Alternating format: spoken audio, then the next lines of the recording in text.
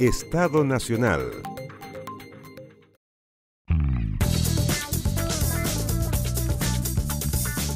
Muy buenas noches, ¿cómo están ustedes? Bienvenidos a Estado Nacional Prime, nuestra mesa de conversación de los jueves para analizar los temas que están marcando la semana. Sin duda, el tema que se ha tomado la agenda de las últimas horas es el fracaso de la acusación constitucional en contra del ministro de Educación, Marco Antonio Ávila, y sobre todo sus consecuencias en la oposición. ¿Están en crisis o se puede hablar incluso de un quiebre del conglomerado de Chile Vamos? ¿Y qué pasa con el caso Convenios? Siguen apareciendo nuevas investigaciones. Hoy la Fiscalía del Biobío anunció que habría una investigación de oficio sobre traspasos del gobierno regional a dos fundaciones, una de ellas Horizonte Ciudadano, relacionada, ligada a la expresidenta Michelle Bachelet. ¿Y cómo quedan las relaciones al interior del oficialismo después o tras esta crisis del caso Convenio? Todo esto mientras el presidente Gabriel Boric aterriza en España, la primera parada de su primera gira por Europa. Este viernes se encuentra con Pedro Sánchez, con el jefe de Estado, con el jefe de gobierno español, y almuerza con el jefe de Estado, con el rey Felipe VI. Aquí comienza Estado Nacional Prime.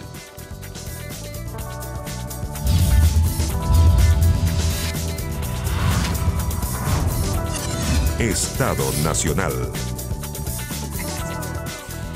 Bueno, quiero decirles y contarles que pueden seguir nuestra conversación, también revisar las conversaciones anteriores, entrevistas con nuestros panelistas en nuestro podcast Estado Nacional. Aquí está el QR, así que pueden inmediatamente ahí pincharlo y seguirnos a través de en Spotify, Estado Nacional Podcast.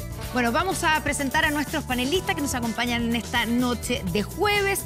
Silvia Izaguirre, investigadora del CEP. Silvia, bienvenida como siempre. Un gusto tenerte aquí en Estado Nacional Prime. Y también otro de la casa, ¿cierto? Marco Moreno, analista y académico de la Universidad Central. Gracias por estar con nosotros, Marco. Gracias a ti, Connie.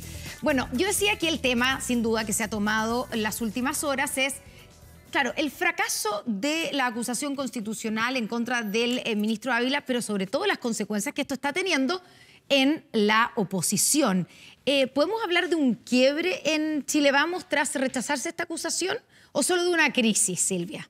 No, para nada. Yo creo que es una crisis pequeña, va a durar 48 horas, se van a tirar platos por la cabeza, pero no creo que vaya más allá de eso. Y creo que lo que dijo Jaime Belolio es súper interesante.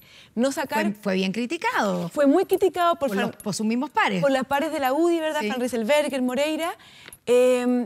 Pero yo creo que va a una cuestión de fondo en Chile, que es la gobernabilidad. Es decir, hoy día Elizalde saca cuentas alegres, ¿verdad? Y cree poder tener de nuevo la gobernabilidad en la Cámara. Yo creo que eso no es así, es una ilusión.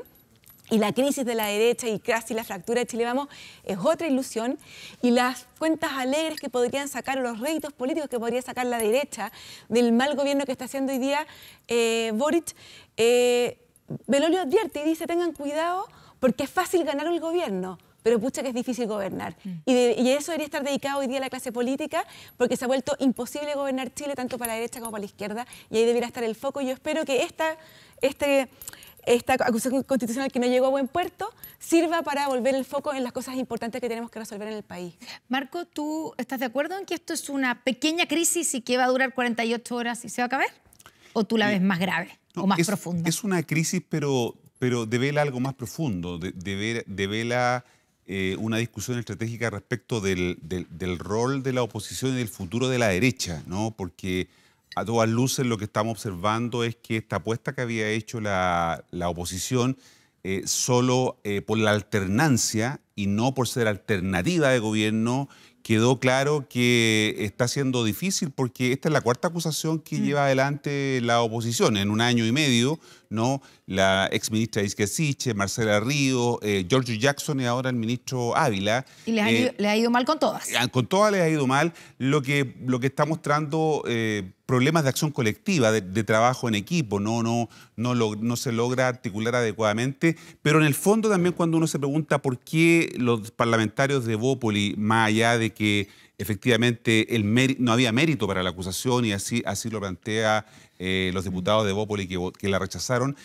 La pregunta es por qué Evópoli decide dar ese paso, ¿no? Y creo yo que... ¿Y por qué crees tú? Lo que estamos observando es una tensión que se comienza a instalar entre los sectores conservadores y los reaccionarios al interior de la oposición, ¿no? Y cuando hablo de conservadores me refiero a Renovación Nacional, la UDI y Evópoli, pero más allá están los sectores más reaccionarios, ¿no es cierto?, representados por el Partido Republicano, y creo que esa disputa se comienza a instalar ya en la oposición, porque recordemos que el próximo año se inicia el ciclo electoral.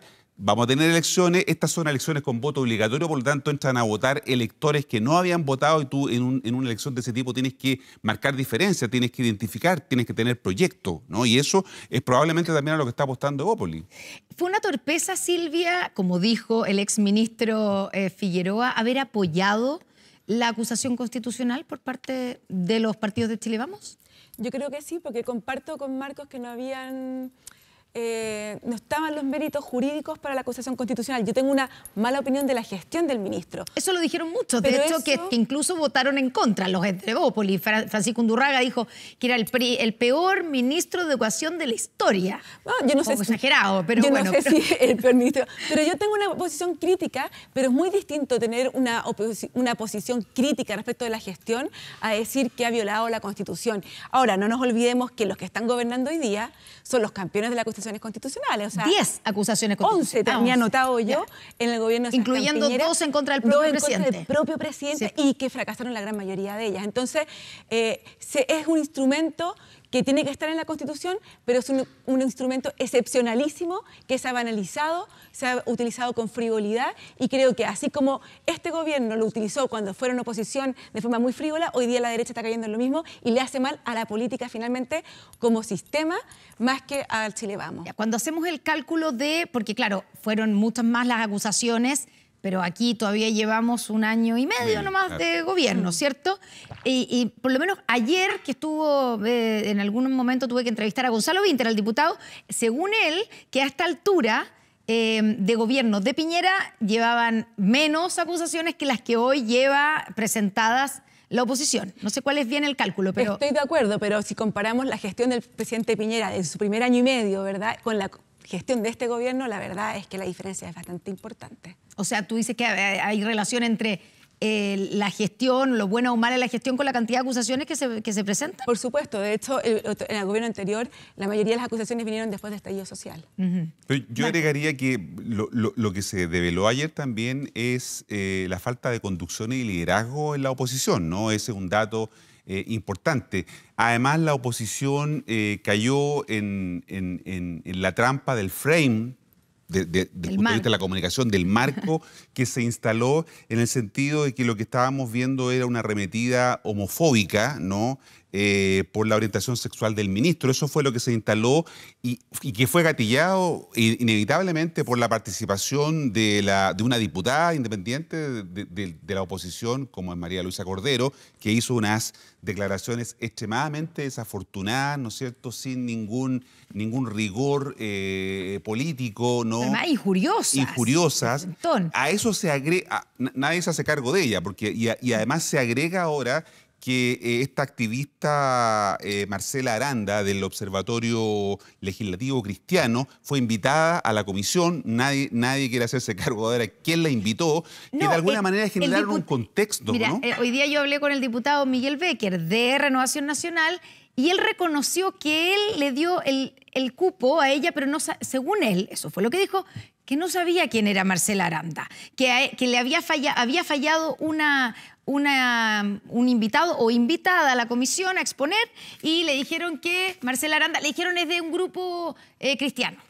Eso es todo el antecedente que dijo que él tenía a Marcela Aranda, entonces dijo, bueno, le damos el cupo. Él reconoce que él le dio el cupo, pero sin saber quién era. Pero eso generó un contexto adverso, pero ¿no? Bueno, todo eso ayudó, o sea, de hecho, después de las declaraciones de la diputada Cordero, lo que se decía era que la diputada salvó al ministro. Por supuesto. Fue un poco así, ¿o no? Y por eso te digo que hay un problema de liderazgo y de conducción de la oposición, porque cayeron justamente en ese relato, en ese marco, como decía, en ese frame, respecto y creo que hay un acierto de parte del oficialismo de haberlo instalado de esa manera, ¿no? Porque a pesar de que pueden haber cuestionamientos a la gestión del ministro, evidentemente en Chile se ha ido instalando un mayor nivel de tolerancia respecto a estos temas y por lo tanto la manera en que la diputada Cordero, ¿no?, hace estas afirmaciones claramente injuriosas, que yo creo que también la clase política no se puede dar todos esos gustos. Yo creo que eso es una cuestión altamente reprochable respecto de lo que ella dijo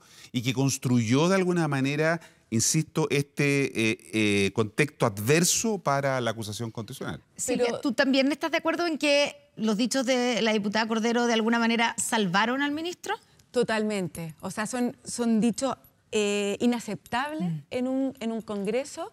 Creo que le hizo un flaco favor a la causa de la derecha, pero creo que es importante no confundir lo que dijo la Marcela Aranda, ¿verdad?, lo que dijo la doctora Cordero respecto del libelo y el fondo de la acusación constitucional. O sea, decir que la derecha estaba acusando al ministro por su orientación sexual, eso es completamente falso. Yo creo que eso fue lo que al final apareció y lo que más se lució, digamos, por estas declaraciones desafortunadas, pero claramente la acusación no iba en esa dirección, era por otros aspectos.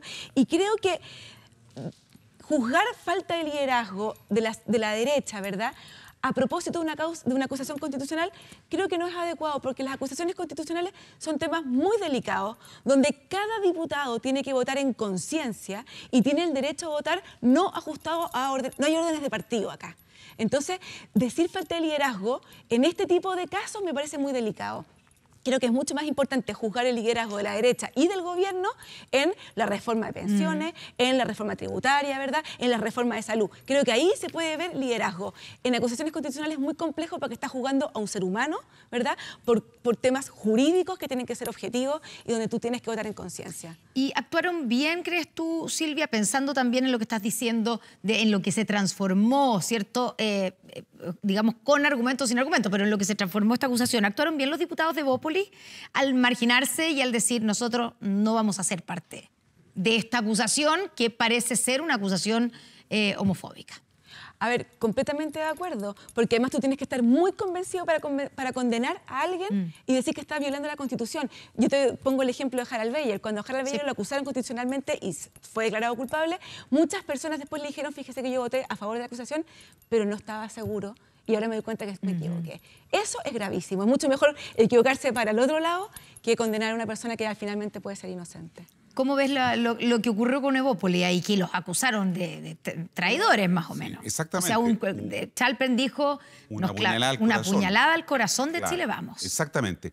Yo creo que en el caso del diputado Francisco Pancho Undurraga hay mucha consecuencia, ¿no? Porque él no es primera vez que vota en conciencia, en mérito de lo que estaba discutiéndose. En otras ocasiones ha votado también desalineado de los sectores que representa y marca una diferencia respecto de la conducta de otros parlamentarios que han votado solo porque de alguna manera su sector político lo señalaba. Recordemos que quien arrastra esto partió por unas diputadas, ¿no es cierto?, cristianas, ¿no es cierto?, que tenían cuestionamientos respecto de eso. El diputado Charper arrastra a su partido y a su bancada a apoyar esto. La UDI siempre tuvo distancia y Evópoli la tuvo más todavía, ¿no? Entonces, de alguna manera creo que a eso me refería con el tema del liderazgo, porque no hubo conducción respecto de esto. La gente está observando si los actores políticos son capaces también de ser alternativa de gobierno. Y para ser alternativa de gobierno tú tienes que ser capaz, ¿no es cierto?, de dar dirección, de fijar objetivos, de conducir, de alguna manera orientar la toma de decisiones, y eso no se vio en la votación de ayer. Y las declaraciones destempladas, por ejemplo, del diputado Charper, que tuvieron que ser apaciguadas durante las últimas horas, dan cuenta un poco de esa situación. Ahora, esto que se produce, que Silvia dice que es una crisis pequeña, que va a durar unas pocas horas, no solamente hemos visto que Evópoli se desligó de la acusación con todas las acusaciones que les lanzaron a ellos mismos, pero además hoy día vimos a la presidenta de Evópoli, ¿cierto?, Gloria Hood, decir y expresar que ella estaba a favor, o Evópoli estaba convenciéndose de la fórmula en la reforma previsional, en la fórmula del 6% destinado a solidaridad. Y eso rompe completamente con la postura que ha tenido permanentemente la oposición en este tema. ¿Cómo se lee eso? Yo no leí eso. A ver. Yo leí que ella estaba por el 6% por cotización individual, pero que estaba disponible a conversar qué porcentaje de ese 6% podría ir a solidaridad, pero no que los 6 puntos fuesen a solidaridad. Eso es lo que entendí yo de la entrevista.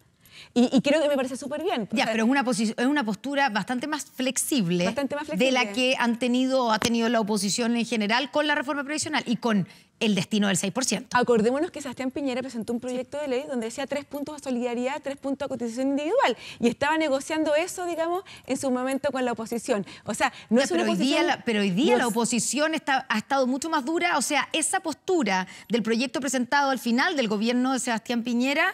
les parece una locura, digamos, hoy a la oposición de hoy. Estoy de acuerdo, y eso pasó, perdona, Marco, eso pasó de lo mismo con Bachelet. Bachelet tenía una postura más blanda, la oposición estaba más dura, y después cuando ellos fueron a la oposición y Piñera les ofrece el 3-3, ellos también dicen, no, por ningún motivo tienen que ser todos los puntos. Hoy día es verdad, y Evópoli siempre ha tenido esta diferencia con la UDI y con Renovación Nacional, de ser un partido, te diría yo, más flexible, más abierto, especialmente en estos temas que tienen que ver con reforma tributaria, reforma de pensiones. Sí, pero a la puñalada del diputado Scharper, hoy día se sumó la senadora Paulina Núñez, ¿no es cierto?, candidata en una de las listas en la interna de Renovación Nacional, que no sabemos muy bien hacia dónde va Renovación Nacional, cuál es su objetivo, qué es lo que pretende, porque hay una pugna ahí desatada que siempre ha sido típica en la derecha, que son bien fratricidas. La senadora Núñez hoy día en una entrevista en La Segunda dice prácticamente que hay que sacar a Evópoli de la que no tiene sentido seguir haciendo alianza con Evópoli. Claro, entonces yo matizaría lo que decía la Silvia, que va a demorarse estos 24 horas y se va a resolver. Yo creo que es más profundo porque, como dije al principio, devela una tensión que se está instalando con mucha fuerza, en donde los partidos tienen que tomar identidad frente a electores que están observando lo que pasa, y es una tensión que se va a plantear entre sectores conservadores y sectores reaccionarios en la oposición. Bueno, sí. No, que yo creo que, yo creo que la derecha tiene hoy día un desafío mucho mayor que esta acusación constitucional, y es que hoy día tienen los 2/3 en la comisión que está redactando la nueva Constitución, ¿verdad? Y sabemos por las encuestas que hay una mayoría hoy día, ¿verdad?, todavía muy anticipadamente, que no te conoce el texto, que estaría votando en contra. Y la derecha no se puede desentender de eso, porque hoy día tiene los 2/3 para poder redactar el texto. Y yo creo que esto es en el fondo una ayuda para enfocarse en lo que es realmente importante. Y como dices tú, Marco, ahí vamos a ver si van a tener el liderazgo y la capacidad de proponer un texto que convenza a los chilenos que hoy día, sin conocer el texto, no tienen, ¿verdad?, muchas ganas de tener una nueva Constitución, así como muestran las encuestas. Ahora, creo que es el verdadero desafío. Ya, y con este desafío, con esta flexibilidad que ha mostrado Evópoli, y que uno dice, bueno, entendemos que Renovación Nacional ha presentado su propia postura en la reforma previsional. Mañana hay una reunión, uno no sabe quiénes van a llegar, pero supuestamente hay una reunión de la ministra del Trabajo, Janet Jara, con Renovación Nacional y con la UDI. Vamos a ver si se concreta, pero ¿hay más posibilidad, o sea, se ve con una mayor probabilidad de que realmente el gobierno logre sacar adelante la reforma? Se ve complejo, pero va a depender de la flexibilidad que muestre el gobierno, porque ellos son los que están gobernando, no la oposición. ¿Marco? Sí, no, yo veo bien complicada la situación en la oposición, no lo veo nada de claro. Yo creo que ahí hay corrientes subterráneas que nos tienen que hacer llamar la atención. Yo insisto, hay que fijarse en lo que está pasando en la interna de Renovación Nacional, ¿no? Esa interna... Las elecciones. Claro. Se está compitiendo la propia Paulina Muñoz. 3 listas. Vuelve Carlos Larraín, el factotum de los sectores más conservadores, que está en esa lista, que está en una lista con otras personas que representan los sectores más duros de Renovación Nacional. Y la pregunta es ¿se quieren acercar a republicanos o se quieren alejar de republicanos? Lo mismo se preguntaría alguno respecto de la UDI y Evópoli. Por eso digo que esta derrota ayer en relación a la acusación constitucional es más que un hecho puntual, sino que es sintomático de una disputa que comienza a instalarse con fuerza en ese sector político. Son las 11 de la noche con 26 minutos. Hacemos una pausa, ya estamos de vuelta con más aquí en Estado Nacional Prime. Viene la presidenta del PPD, Natalia Piergentili, aquí a nuestra mesa de conversación. A la vuelta.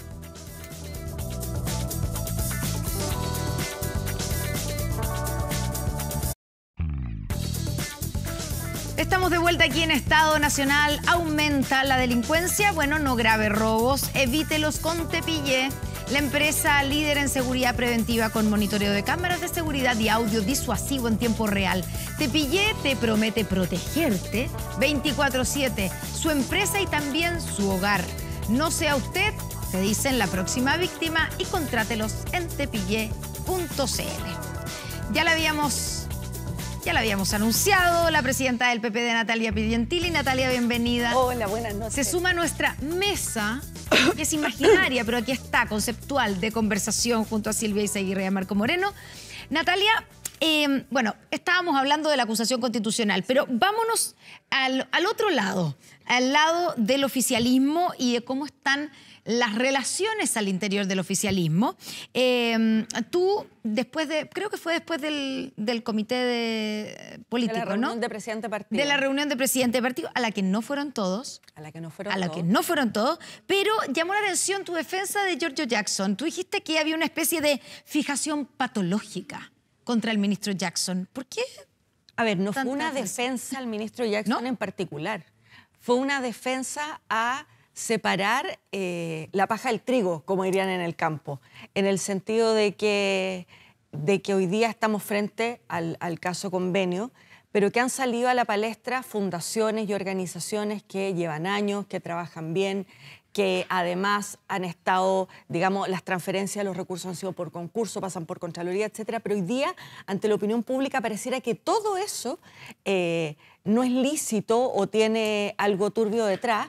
Entonces el punto es, ¿por qué fijarnos en descabezar ministerios en vez de procurar que se esclarezcan los hechos, sobre todo en aquellos que no han cumplido y que nos tienen el problema que tenemos hoy día? Ya, pero llama la atención que el foco sea, digamos, para plantear ese punto de no meter a todos en el mismo saco, y que es súper comprensible porque es lo que generalmente ha pasado con este caso, sea el ministro Jackson o defender al ministro Jackson. Hoy día la ministra del Interior, Carolina Toá, dijo incluso que había una persecución en contra de la familia del ministro Jackson. ¿Tú coincides con eso? Yo no tengo antecedentes que exista como una persecución a su familia. Yo siento que hoy día con las redes sociales, quienes estamos en política estamos tremendamente expuestos y lamentablemente nuestros círculos cercanos también. Y es parte un poco del tiempo que vivimos. Pero yo te diría, Connie, volviendo a lo que me planteaste, nosotros ese día fuimos a ver al ministro Montes, porque cuando yo me referí a esta persecución patológica o casi patológica, era más bien porque yo sentía que el foco estaba más en descabecemos ministerios, vivienda, desarrollo social o cualquier otro, más que en lo de fondo, que es cómo nos hacemos cargo del problema. Ya, Toá incluso dijo hoy día que se estaban cruzando los límites. Esto a raíz de algunas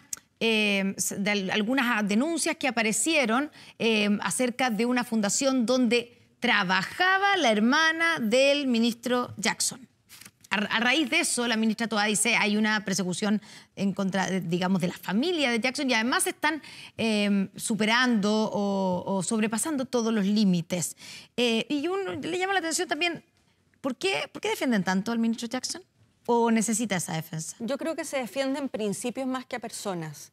Porque, te insisto, porque nosotros tenemos familia que tienen el derecho a tener un desarrollo laboral, en fin, y a veces se topan en algunos espacios que después de darle 20 vueltas pueden coincidir. Pero yo creo que se defienden más principios que a personas. Natalia, este es un problema que se resuelve solo desde el punto de vista de medidas legislativas o de políticas públicas. Hay una comisión que creó el presidente para resolver este tema, o tiene que ver con una cuestión ética, ¿no? Porque no todo lo va a resolver las leyes, ¿no? Y aquí lo que estamos viendo es que está por verse si hay delito. pero lo que hay de fondo es una cuestión que roza o es una línea muy delgada con lo que tiene que ver con los principios éticos. Y estábamos hablando recién del ministro Jackson, y el ministro Jackson fue el que dijo, ¿no es cierto?, que aquí había una superioridad moral, no solo respecto del gobierno anterior, sino que respecto a los 30 años que habíamos tenido en Chile desde el retorno a la democracia. ¿Tú piensas que esto solo se resuelve desde el punto de vista legislativo o hay un problema ético de fondo? O sea, yo creo que hay un problema ético de fondo y creo que esto no se resuelve solo con medidas legislativas y creo que gran parte de, digamos, la tensión que se ha producido con el ministro Jackson tiene que ver con esto, con esas declaraciones, porque finalmente cuando tú relevas un aspecto por sobre otro y resulta que dentro de tus mismas filas ocurren las cosas que hemos visto, por cierto que hay como un doble castigo, porque tú relevaste que estabas por sobre o que aquello no iba a suceder dentro de tu fila. Entonces creo que eso es gran parte de la molestia y de la pugna política asociada a la figura del ministro, sin duda. Silvia. Natalia, precisamente el ministro Jackson hacía gala, ¿verdad?, de los valores de esta nueva generación, ¿verdad?, que viene a gobernar, en contraposición no solo con la derecha, sino también con la concertación. Y sin embargo, en los últimos días yo te he visto a ti y he visto a Natalia Bodanovich defender... A la Paulina. Perdón, a la Paulina Bodanovich, a la presidenta del PS, saliendo a defender, digamos, lo que está pasando, o por lo menos a poner un coto a la situación. Y sin embargo, no he visto a Juan Carlos Latorre, que es el presidente de Revolución Democrática, no he visto al presidente de Comunes. ¿Dónde están? Bueno, yo te diría que una de las cosas que mi generación tiene como, digamos, grabada en términos de formación política, tiene que ver que cuando uno adscribe a proyectos políticos, en este caso nosotros somos una coalición o que digamos, se sumó al gobierno después de que el gobierno ganara, porque teníamos una serie de aspectos del programa que son absolutamente, digamos, parte de lo que ha sido nuestra lucha política siempre. Tenemos que tener un sentido de equipo y de lealtad a ese proyecto. De modo que yo no he hecho ningún cálculo de dónde están los otros. Nosotros hemos hecho lo que creemos que hay que hacer, que no es hacer defensa a personas, sino que es defender ciertos principios y, por cierto, tratar de sortear de mejor manera esta crisis de modo de centrarnos en los temas relevantes para el país, como por ejemplo la reforma de pensiones, que mañana tiene una reunión muy importante con la ministra. Entonces, claro, gustaría más que estuviéramos todos los presidentes de partido de la alianza de gobierno en esta discusión, sin duda, pero estamos los que queremos estar en función de lo que te decía, el propósito y el proyecto. Ya, pero ¿qué opina del silencio de, concretamente, el presidente de RD, Juan Ignacio Latorre? Bueno, yo creo que él está en una situación difícil. En una... Perdón, estoy súper resfriada. Un poquito de... Tenemos agüita ahí. Sí, tenemos ¿cierto? agüita. Yo creo que él está en una situación difícil porque su enfrentamiento a esta crisis fue zigzagueante, porque tenía información anterior, porque el control de daño ha sido complejo. Entonces, claro, yo creo que para él es más difícil enfrentar a la opinión pública en estos momentos. Claro, es que llama la atención, un poco lo que decía, sumándome a lo que decía Silvia, que ustedes, o sea, los que uno más ha visto, los rostros que más ha visto son el socialismo democrático, y la crisis ha sido básicamente protagonizada por el Frente Amplio, concretamente por Revolución Democrática, además. Bueno, el presidente del partido, sí, que es Juan Ignacio Latorre, es justamente el que está ausente. Entonces quizás no debiera seguir siendo presidente de partido, si es que no puede dar, ¿verdad?, la vocería. Bueno, yo creo que eso es algo que tendrá que evaluar Revolución Democrática, pero creo que es importante que las instituciones estén lideradas por personas que puedan salir más a la cancha, sin duda. Y en ese sentido, Natalia, también tú dijiste hace un par de días que tras el caso convenio habían tenido algunas desavenencias con RD. ¿Cuáles son esas desavenencias? ¿A qué te referías? Bueno, en particular a dos cosas que son ya de conocimiento público, que primero nosotros, después de que saltó la crisis, hemos tenido reuniones entre los presidentes de partido para evaluar, para conversar, para ser parte de la solución, y no tuvimos la información de que Juan Ignacio conocía esto de antes, y eso claramente nos molestó. Y en segundo lugar, porque después se lanzó esta la solicitud de una comisión investigadora, que era algo que no habíamos conversado todo. Entonces, si uno es parte de la solución, está para ayudar. La pide él mismo. Claro, la idea nuestra era poder tomar decisiones colectivas y poder contar con la información. Sí. Te quería plantear una cosa que tiene que ver con la política, porque en 45 días más, 50 días más, hay elecciones internas en el Partido por la Democracia, ¿no? Tú eres la presidenta y primero saber si estás con interés en seguir en la política activamente, ¿no?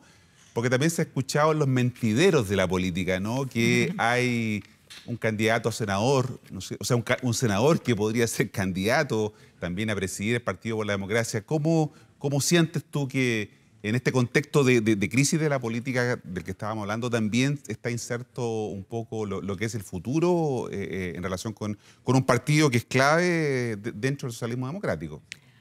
Bueno, yo te diría que yo soy de las que creen en las construcciones colectivas y creo que esta mesa que yo encabezo, que tengo el privilegio de encabezar, y que ha tomado un poquito la posta de lo que venía haciendo Heraldo Muñoz, porque nobleza obliga, las cosas no nacen con uno, de poner al Partido por la Democracia en los temas relevantes, o sea, de poner los temas en agenda, como por ejemplo lo hicimos con el aprobar y mejorar.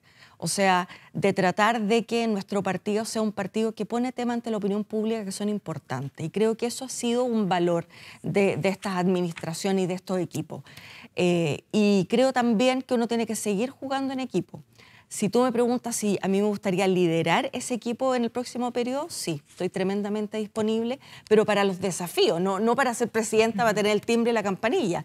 Creo que hay que sacar la reforma adelante, que vienen las municipales, la elección de gobernadores regionales, y por cierto que tenemos la tarea, y eso hemos estado conversando con los socios del socialismo democrático, cómo trascendemos una federación más grande, más robusta, que también traiga independiente y que le dé más robustez, que le dé más quilla a lo que es la socialdemocracia. Ya, llama la atención tu entusiasmo, digamos, con participar. Porfía. ¿Qué entusiasmo? No, me llama la atención porque la última vez probablemente que hablamos de la presidencia del partido fue tras, para que recordar, digamos, a los monos peludos, ¿cómo eran? pero después de esa entrevista hubo o sea, probablemente estuviste a punto de renunciar, si es que no presentaste tu renuncia en ese minuto al partido. A la presidencia, digo. Yo presenté mi renuncia ante la Comisión Política posteriormente al resultado de las elecciones. Sí, y no fue aceptada la renuncia porque la Comisión Política planteó muy generosamente que esta había sido una decisión colectiva y que finalmente aquí el hecho de que no hubiéramos tenido ningún convencional electo era un fracaso, por cierto, pero un fracaso electoral, pero que adelante habíamos llevado nuestras convicciones y que eso era valioso. Y yo le agradecí enormemente a la Comisión Política ese respaldo que no es a mí, es a una decisión colectiva, que a pesar de que esa decisión tiene costo o te va mal, tú estás tranquilo porque te he llevado adelante tomar esa decisión, las convicciones que teníamos. Ya, así que estamos, digamos, embarcados en esta... Bueno, como te digo... En esta candidatura. Pero como te digo, estas son decisiones colectivas. Yo no tengo sueños para mí en política, tengo sueños personales. Entonces, creo que tenemos claro cuáles son los desafíos, me encantaría encabezarlos, pero también depende de conversaciones con otros, cómo se construye la política, de a muchos. Silvia. Natalia, y creo que el principal desafío que tiene Chile este año es el plebiscito que vamos a tener en diciembre respecto a la nueva Constitución. Ustedes no sacaron a ningún consejero electo, pero ¿cuál es el proyecto que tienen ustedes? ¿Cómo van a participar en la redacción de este nuevo borrador constitucional? Bueno, tuvimos el privilegio de poner a los y las mejores en el comité de expertos que marcaron la pauta, como la presidenta Verónica Undurraga, como Leslie Sánchez, como Pancho Soto, de modo que nosotros nos sentimos muy representados en ese trabajo y no olvidemos además que ellos siguen asesorando a la convención y nosotros a través también de Aldo Valle y de los consejeros que eligió particularmente el Partido Socialista, sentimos que podemos poner nuestra voz en esa discusión. Y así como, o sea, el anteproyecto de la Comisión de los Expertos, ¿ustedes estarían por aprobar ese proyecto? Sí. Ya. Sí. Completamente, sí. Ya. Wow. Sí. Wow. Yo quiero volver a la crisis del caso convenio, Natalia.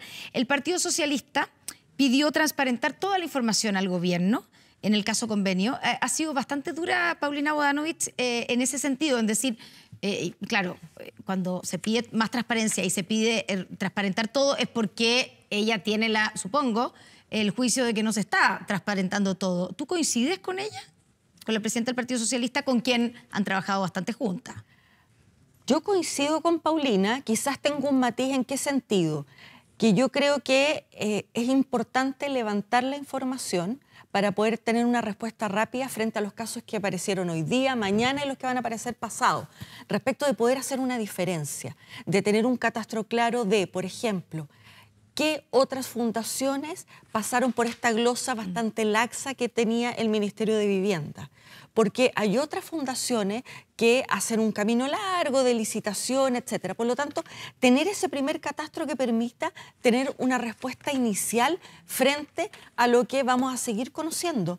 Porque hoy día pareciera que estamos respondiendo el caso a caso.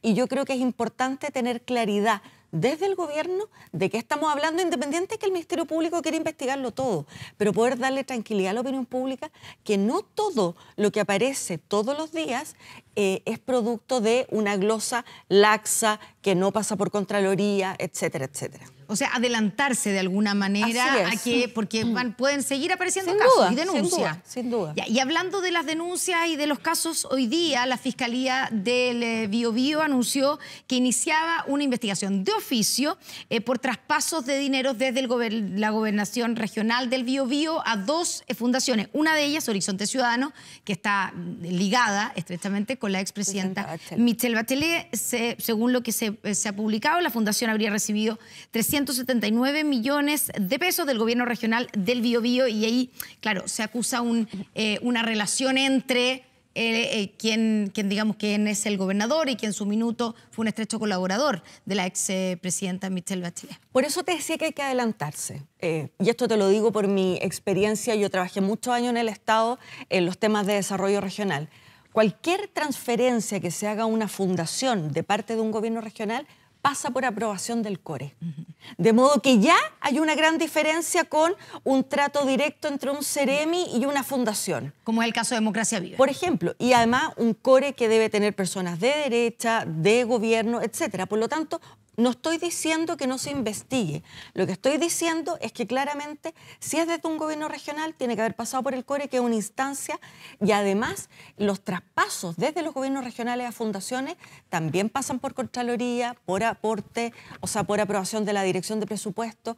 Por lo tanto, insisto, que se investigue todo, pero creo que anticiparnos a entender que los mecanismos de transferencia, dependiendo de la entidad, son distintos. Y en ese sentido, hay una crítica de cuál ha sido o cómo ha sido la reacción del gobierno ante la crisis. Yo creo que nunca nadie está preparado para enfrentar de manera totalmente eficiente una crisis. Pero creo que en esto hay que adelantarse, hay que tener la información como lo que estamos comentando ahora, que es fácil transmitir, independiente de que igual se investigue, de poder tener un mínimo de catastro para poder ser más proactivo que reactivo. Y en ese sentido, para terminar con este punto de la información y la transparencia, ¿cómo les cae, por ejemplo, el que el ministro de Energía, Diego Pardo, reconoció que se está investigando y hay una investigación por tráfico de influencias en la denuncia al interior del ministerio y que no la había informado? ¿Ustedes no sabían de eso? Nosotros no sabíamos. Ahora, creo que el que se esté haciendo una investigación de un tema de esas características es una buena noticia. ¿Pero debería haberlo informado? Bueno, yo no sé si el comité político estaba informado, porque no todo va a estar informado a los partidos, no todo va a estar informado a la opinión pública. Y eso no es opacidad, es más bien cómo de mejor manera se investigan ciertas cosas. Así que yo me voy a informar más de este tema en particular, pero me parece bien que se esté investigando, pero te insisto, nosotros los partidos políticos, al menos el socialismo democrático, no estábamos enterados del tema. Sí, se dice, Natalia, que una crisis gubernamental tiene tres elementos, o hay que enfrentarla de tres puntos de vista. Primero, decir la verdad, ¿no? de y por lo tanto reconocer las culpas. En segundo lugar, instalar equipos que puedan efectivamente hacerse cargo de la crisis.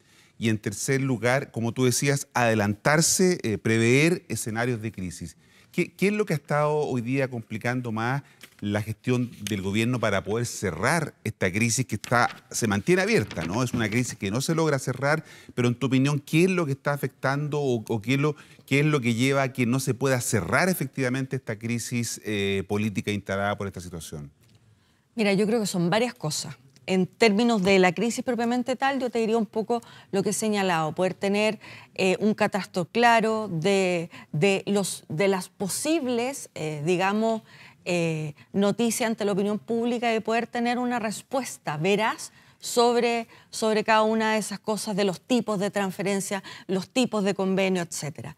Pero por otra parte, creo que la política en este último tiempo ha dado muy malas señales.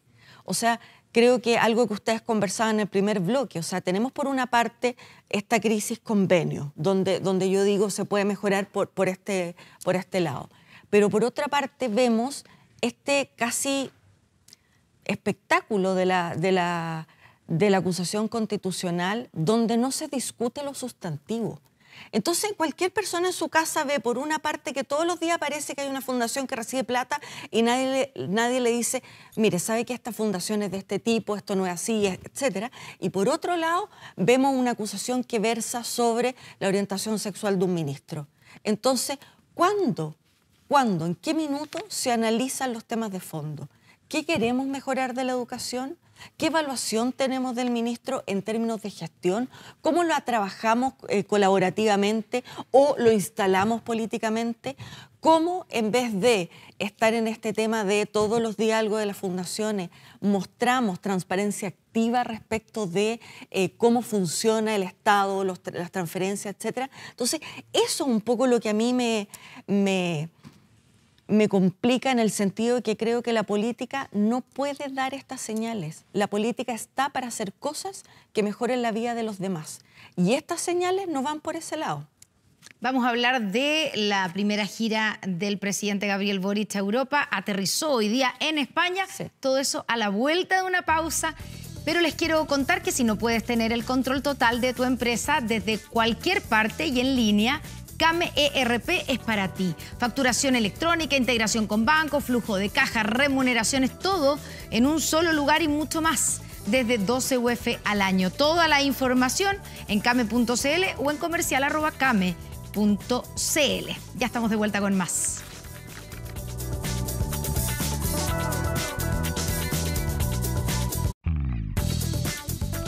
Estamos de vuelta en Estado Nacional Prime, nuestra última parte, nos quedan pocos minutos. Natalia, yo había dejado planteado el tema de la gira del presidente, son 10 días, su primera gira por Europa, va primero a España, como después participa en la cumbre CELAC Unión Europea. Le da un poquito un cierto nuevo aire al presidente después de haber estado, un respiro en el fondo, después de haber estado en el barro con el caso convenio. Bueno, yo creo que además esta gira es tremendamente importante para la política exterior de Chile. Si hay algo que nos ha hecho sentir siempre orgullosos es que las políticas de relaciones exteriores han sido políticas de Estado, que ahora firmamos un acuerdo, o sea, vamos a firmar un acuerdo con la Unión Europea, lo vamos a actualizar, de modo que yo creo que esto sirve para el espíritu, pero también, por cierto, para darle dinamismo económico al país, que creemos que va a ser el resultado del acuerdo. Que es necesario. Y además es súper necesario. Atraer la inversión extranjera. Así es. Así que yo creo que es muy bueno que el presidente haya ido. Lamento quienes decían no, que algunos querían hasta impedirle la salida del país. La oposición pidió que se quedara. No. Creo que esas son discusiones miopes y me parece muy bien que el presidente ojalá tenga el mejor desempeño posible en esta gira. Ya, y también quiero... Sí, ¿querían decir algo? No, sí, es que los dos levantando la mano. Yo en relación con la gira, porque van empresarios, ¿no? Sí. Con el presidente. Así es. Pero hoy día la Confederación de la Producción y el Comercio hizo un téngase presente respecto de la ley aprobada recientemente que se está revisando en el Tribunal Constitucional de delitos, ¿no es cierto?, de cuello y corbata, como se le denomina, delito económico. ¿Te parece que es una reacción tardía de los empresarios de la CPC el ahora colocar el téngase presente un poco extemporáneamente y eso no va a enrarecer las relaciones entre el gobierno y los empresarios porque se esté planteando de esta manera ahora. Mira, una de las cosas que a mí me preocupa es que la fe pública de la sociedad no solo es con la política, con el gobierno, también es con el empresariado. O sea, una de las cosas más complejas que tuvimos para el estallido fue el descrédito de todas las instituciones que componen y que hacen sociedad.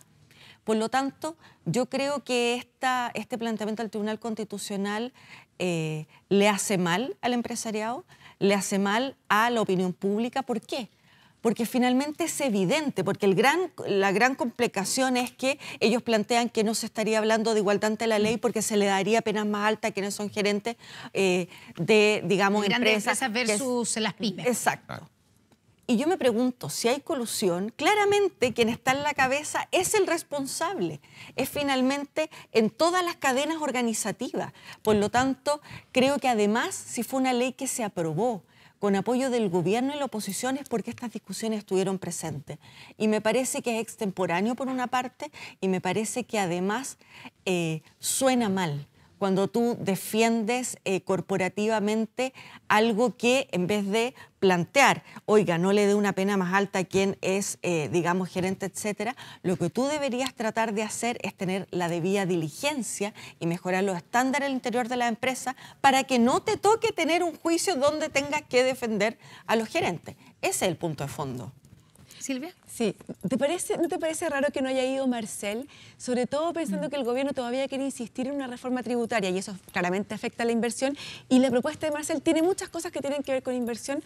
Tal vez hubiera sido una persona clave para acompañar al presidente en su gira internacional. Va el ministro de Economía, pero no el ministro. Pero no es lo mismo.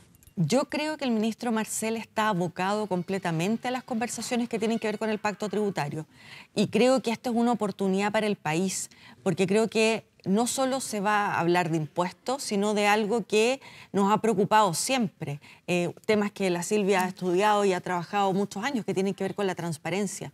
Creo que el pacto tributario que se está tratando de generar acuerdo implica no solo aumento impositivo, sino también transparencia en el gasto de modernización del Estado. Y creo que eso es una oportunidad que no podemos dejar pasar. Se nos acaba el tiempo, muy cortito. Se rechaza la acusación constitucional en contra del ministro Marco Antonio Ávila, pero hubo mucha crítica y era acerca de que si bien no habían argumentos para aprobar la acusación constitucional, mucha crítica a su gestión. ¿Cómo evalúa la gestión del ministro Ávila? Yo creo que ha tenido una gestión compleja, pero también hereda problemas complejos. Creo que hoy día... ¿Complejo o deficiente? No, yo creo compleja, porque hereda también el resultado de la pandemia, que fue, o sea, es un parteaguas respecto de la educación que ya venía con problemas. ¿Dónde creo que está el desafío? En centrarnos menos en los temas por los cuales, digamos, ha salido en la opinión pública, educación sexual y otros, y hacer un hincapié completo en todo lo que tiene que ver con el proceso de desmunicipalización que está en marcha, que hay que evaluarlo, que hay que fortalecerlo y que es parte de dónde nacen las desigualdades en términos de aprendizaje. Por lo tanto, eso es uno de los puntos que yo invitaría a ponerle todo el énfasis y la importancia de la gestión. Natalia Piergentili, muchas gracias por estar esta noche con nosotros. Gracias a la Silvia, a Marco Moreno, Silvia Izaguirre. Gracias a ustedes por acompañarnos en Estado Nacional Prime. Que tengan un muy buen fin de semana. Nos vemos el domingo a las 11 de la mañana en Estado Nacional. Muchas gracias.